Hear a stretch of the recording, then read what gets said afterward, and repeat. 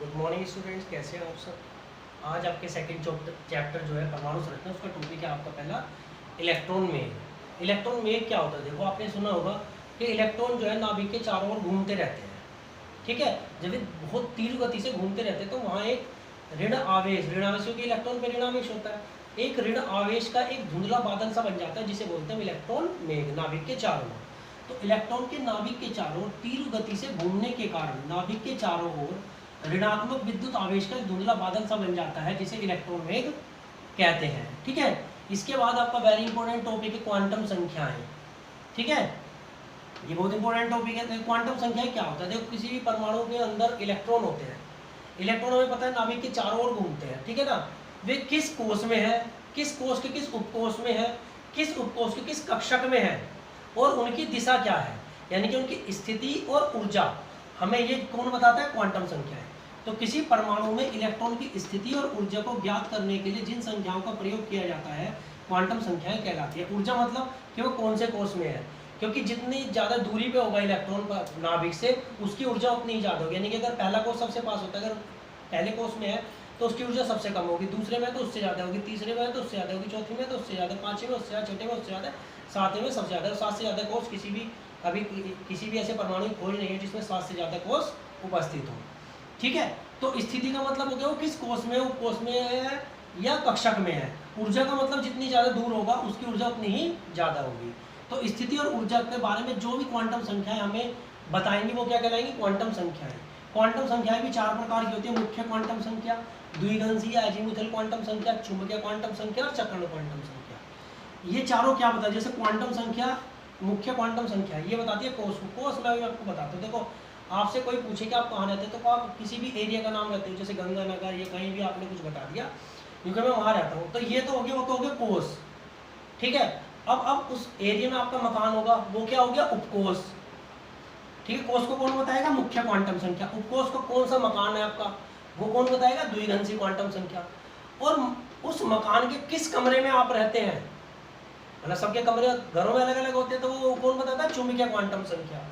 और उस कमरे में भी आप कहाँ पे सोते हो या कहाँ लेटते हो, सीधे बैठते हो, उल्टे बैठते हो, कैसे, वो बताती है आपकी चक्रण क्वांटम संख्या।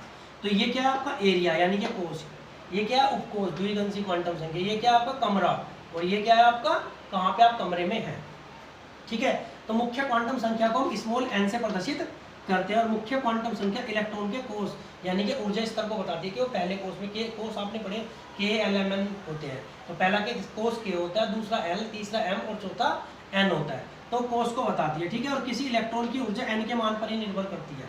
मतलब पहले कोष में होगा तो N का मान 1 हो जाएगा, मुख्य क्वांटम संख्या N का मान क्या हो जाएगा? 1। दूसरे में है तो 2 हो जाएगा, तीसरे में है तो 3 हो जाएगा, चौथे में तो 4 हो जाएगा। और जितने n बराबर जितने ज़्यादा होंगे यानी कि उतनी ज़्यादा दूरी पर है किससे? नाभिक से, तो उसकी ऊर्जा भी उतनी ही ज़्यादा हो जाएगी, ठीक है। तो किसी भी इलेक्ट्रॉन की ऊर्जा n के मान पर निर्भर करती है और मुख्य क्वांटम संख्या n का मान कभी भी 0 नहीं हो सकता, क्योंकि एक भी इलेक्ट्रॉन है तो पहले कोष में रहेगा और पहले कोष के लिए मुख्य क्वांटम संख्या n का मान क्या हो जाएगा? 1। तो मुख्य क्वांटम संख्या n का मान कभी भी 0 नहीं हो सकता। n is not equal to 0, यानी कि अगर इलेक्ट्रॉन पहले कोष में है तो यानी k में है, पहला कोष क्या होता है? k में है तो मुख्य क्वांटम संख्या n का मान 1, दूसरे में है तो n का मान 2, तीसरे में तो n का मान 3, n में है तो n का मान 4, ठीक है। पहला कोष K होता है, दूसरा L, तीसरा M, चौथा N। तो जिस कोष में वही उसका क्या हो जाएगा? n की वही वैल्यू हो जाएगी। अब द्विघांसी या एजीमुथल क्वांटम संख्या क्या होती है? भाई ये तो कोष को प्रदर्शित करा, कोष यानी कि ऊर्जा स्तर K-L-M-N को। ये किसे प्रदर्शित करती है? इसे हम स्मॉल l से प्रदर्शित करते हैं।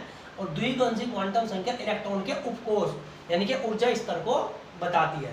यानी कोष जो आपका एरिया था, एरिया के अंदर जो आपका मकान है, मकान कौन सा है उसे कौन बताता है? द्विघांसी क्वांटम संख्या, उपकोष को, ठीक है।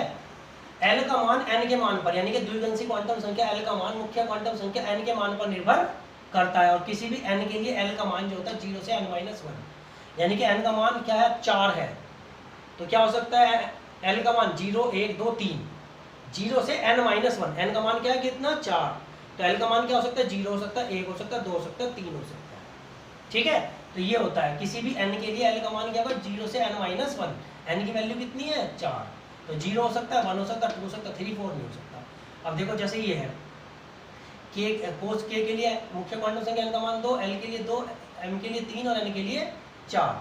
अब पहले कोष में सिर्फ हमारा एस उपकोष होता है, और एस उपकोष के लिए एल का मान क्या होता है 0। जो दूसरा कोष है हमारा एल, उसमें एस उपकोष होता है, डी उपकोष होता है, यानी कि इस एरिया में तो एक ही मकान है। एल वाले में कितने हैं 2, एम वाले में कितने हैं 3, एन वाले में कितने हैं 4 मकान है। ठीक है, तो एस की वैल्यू कितनी होती है, एल के जो एस उपकोष है उसके लिए द्विगुणित क्वांटम संख्या एल का मान होता है 0। ठीक है, एस के लिए 0, पी के लिए होता है 1, डी के लिए होता है 2 और एफ के लिए होता है 3। तो यहाँ पे खाली एस है तो एल की वैल्यू कितनी हो जाएगी 0। एस पी है यानी कि 2 है तो एस के लिए 0 और पी के लिए 1। एस पी डी है तो एस के लिए 0, पी के लिए 1 और डी के लिए 2। एस पी डी एफ है तो एस के लिए 0, पी के लिए 1, डी के लिए 2, एफ के लिए 3। ठीक है, तो एस के लिए एल की वैल्यू यानी कि एस उपकोष के लिए एल की वैल्यू होती है 0, पी के लिए होती है 1, डी के लिए होती है 2 और एफ के लिए होती है 3। ठीक है, और चुंबकीय क्वांटम संख्या तीसरी क्या है हमारी, चुंबकीय क्वांटम संख्या। इसे हम इंग्लिश इससे प्रदर्शित करते हैं स्मॉल एम से, इससे करते हैं स्मॉल एम से। अब चुंबकीय क्वांटम संख्या पता कि हम उस मकान के किस कमरे में रहे, उस मकान के भी किस कमरे में है, यानी कि ये किसे प्रदर्शित करते हैं, इलेक्ट्रॉन के कक्षक को प्रदर्शित करते हैं कि इलेक्ट्रॉन किस कक्षक में है, किस उपकोष के किस कक्षक में है। ठीक है, तो m का मान l के मान पर निर्भर करता है। किसी l के लिए यानी कि द्विगुणित चुंबकीय क्वांटम संख्या का मान जो है वो द्विगुणित क्वांटम संख्या के मान पर निर्भर करता है, यानी कि m का मान l के मान पर निर्भर करता है। किसी l के लिए m के मान -l से +l तक शून्य सहित होते हैं। जैसे ये तो उपकोष होगी, s उपकोष के लिए l का मान कितना, द्विगुणित क्वांटम संख्या 0, p के लिए 1, d के लिए 2 और f के लिए 3। तो m के मान क्या हो सकते हैं, -l से +l तक शून्य सहित। अब l का मान कितना 0, तो m का क्या होगा 0, तो आपकी माइनस की हो प्लस की हो कैसी भी 0 की 0 ही जाएगी। ठीक है, अगर l का मान 0 है तो m का मान भी 0 हो जाएगा।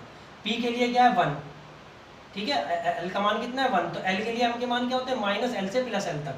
l कितना है हमारा 1, तो -1 0 +1। d के लिए क्या होता है 2, तो -2 -1 0 +1 +2। f के लिए कितना होता है l का मान 3, तो -3 -2 -1 0 +1 +2 +3। ठीक है, -l से +l तक शून्य सहित। चक्रण क्वांटम संख्या, चक्रण क्वांटम संख्या इसे हम स्मॉल एस से प्रदर्शित करते हैं। यह इलेक्ट्रॉन के चक्रण की दिशा को बताती है। किसी भी कक्षक में इलेक्ट्रॉन जो है, एक कक्षक में मैंने पिछली वीडियो में बताया था कि एक कक्षक में सिर्फ 2 इलेक्ट्रॉन रह सकते हैं, वो भी विपरीत चक्रण वाले, जिसमें एक की दिशा ऊपर को होगी और एक की दिशा नीचे, यानी कि चक्रण की दिशा को बताएंगे। और यानी कि ये ऊपर को बोला जाता है दक्षिणावर्त। दक्षिणावर्त यानी कि अगर इलेक्ट्रॉन की दिशा ऊपर को है तो चक्रण क्वांटम संख्या एस का मान +½ होगा, और अगर नीचे को है वामावर्त तो चक्रण क्वांटम संख्या एस का मान -½ होगा। ठीक है बच्चों, आज के लिए इतना ही, धन्यवाद।